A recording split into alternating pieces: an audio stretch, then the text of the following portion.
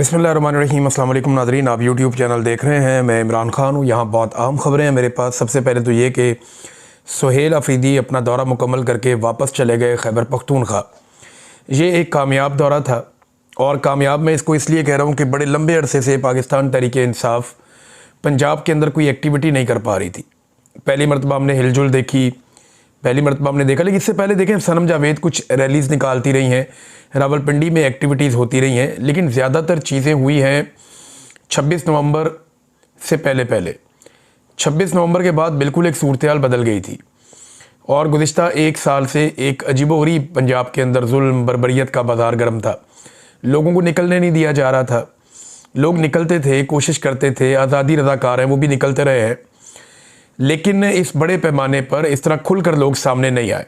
पाकिस्तान के झंडे उठाकर, पाकिस्तान तहरीक-ए-इंसाफ़ के झंडे उठाकर, और सुहेल अफरीदी ने यह हौसला किया और उन्होंने एक बड़ा बोल्ड डिसीजन लिया और पंजाब के फस्तायत ज़दा जो माहौल है उसमें जमूत को तोड़ा उन्होंने। फिर वापसी पे अल्लामा इकबाल के मज़ार पे भी गए। बहुत सारी एक्टिविटीज़ हैं। इतनी जल्दी इतनी सारी एक्टिविटीज़ करना ये एक स्टूडेंट लीडर का ही काम हो सकता है जो फुल ऑफ एनर्जी हो, सुबह से लेकर शाम तक और रात तक वो एक्टिविटीज़ करे। और इन्होंने बड़ी मेहनत की है नौजवानों ने।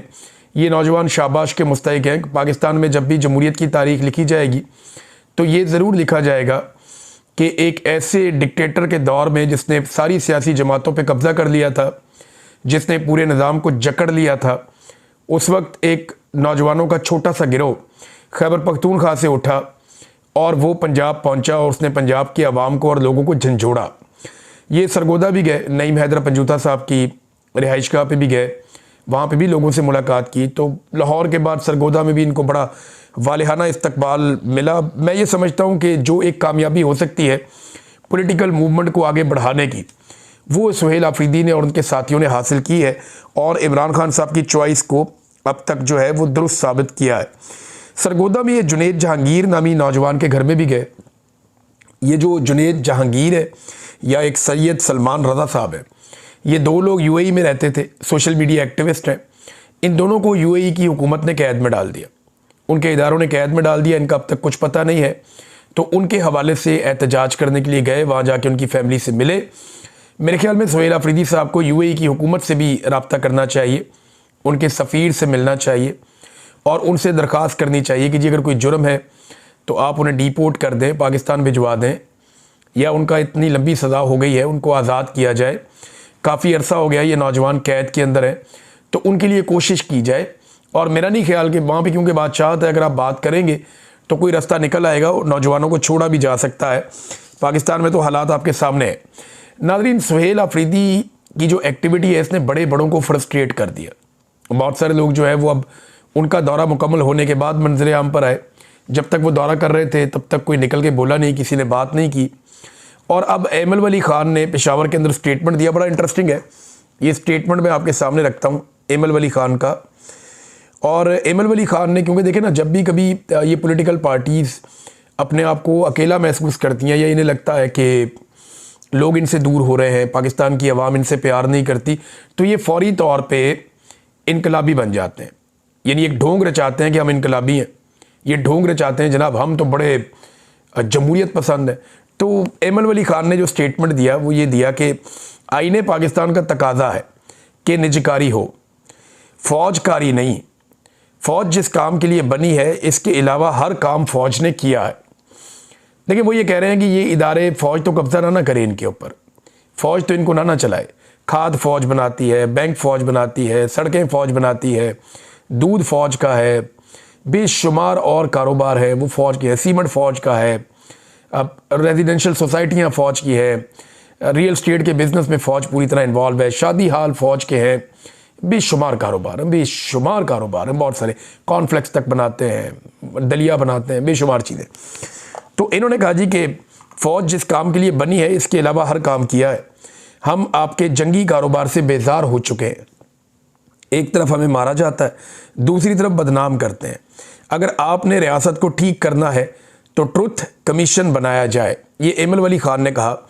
इंटरेस्टिंग बात यह है कि बीबीसी ने भी तायद की थी इस बात की कि फ़ौजी फाउंडेशन लगभग 5.90 यानी आप समझ लेंगे $6 अरब के साथ मुल्क का सबसे बड़ा कारोबारी ग्रुप है। यानी पाकिस्तान के जितने भी कारोबारी ग्रुप हैं उन सबसे बड़ा फौजी फाउंडेशन है। सबसे ज़्यादा पैसा इनके पास है, लगभग 6 अरब डॉलर है इनके पास। इस फाउंडेशन के तहत 30 से ज़ायद सनती यूनिट्स काम कर रहे हैं। इदारा जो है वो खुराक के हवाले से काम करता है, बिजली की पैदावार करता है, LPG की मार्केटिंग और तकसीम करता है, सिक्योरिटी सर्विसेज के शोबों में भी बहुत काम करता है। तो ये BBC की रिपोर्ट है। बहुत सारे काम हैं जो पाकिस्तान की फ़ौज के जो झेली इदारे हैं, जो कारोबारी इदारे हैं, वो काम करते हैं। और जो काम करने वाला है ना, देखें हमारे पास एक फील्ड मार्शल है, लेकिन इसके बावजूद हम 1 इंच ज़मीन का भी कब्ज़ा नहीं छुड़वा सके। फील्ड मार्शल है हमारे पास, इंडिया के पास फील्ड मार्शल नहीं है, लेकिन इसके बावजूद हम इंडिया से 1 इंच ज़मीन का कब्ज़ा भी नहीं छुड़वा सके। कश्मीर की एक भी चौकी हम इंडियन फ़ौज से अभी तक वापस नहीं ले सके। क्या किसी एक दरिया का पानी भी भारत से हम वागुजार करवा पाए हैं? देखिए, अभी एक नई खबर आई है, वो ये है कि भारत ने आबी जारहियत बरकरार रखते हुए पाकिस्तान के पानियों के ऊपर कब्जा करने का मंसूबा आगे बढ़ा दिया।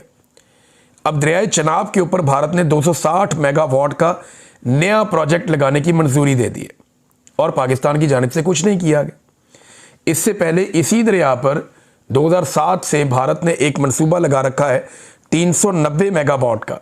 ये पाकिस्तान का पानी है ना, पाकिस्तान का हक है, तो भारत इसको रोक के यहाँ पे बिजली बनाता है और पाकिस्तान के पानी को रोकता है, जितना चाहता है रोकता है। सिंध ताश का मुआहदा उसने ख़त्म कर दिया है यकतरफा तौर पे। अभी जारहियत कर रहा है हमारे साथ, डाटा शेयरिंग नहीं कर रहा और नए से नए डैम्स और प्रोजेक्ट्स बिजली बनाने के वो लगा रहा है और हमारे दरियाओं के ऊपर लगा रहा है। इसके लिए फील्ड मार्शल के पास क्या कोई प्लान है? इन डैम से अपना पानी कैसे छुड़वाना है, इसके ऊपर कोई मंसूबा है? यानी हम लीबिया तो पहुंच जाते हैं, सूडान की लड़ाई के लिए वेपन हम दे सकते हैं, हम UAE पहुंच जाते हैं, दुनिया भर के फड्डों के अंदर हम पड़े जाते हैं, हम गजा अपनी फ़ौज भेजने को तैयार है, लेकिन इंडिया से अपना पानी कैसे वागुजार करवाना है, इसके लिए कोई मंसूबा हमें दिखाई नहीं देता। हमारे पास एक फील्ड मार्शल है, लेकिन हमने 1 इंच ज़मीन भी अभी तक वापस नहीं ली, जो कश्मीरियों की ज़मीन है। जबकि जो तैयारे हैं वो पाकिस्तान एयरफोर्स ने गिराए, पाकिस्तान एयरफोर्स ने तैयारे गिराए और बड़ी फ़ौज के सरबराह जो हैं वो फील्ड मार्शल बन गए। ये नाज़रीन, क्योंकि उनका कंट्रोल होता है ना पाकिस्तान के ऊपर, वो कुछ भी बन सकते हैं।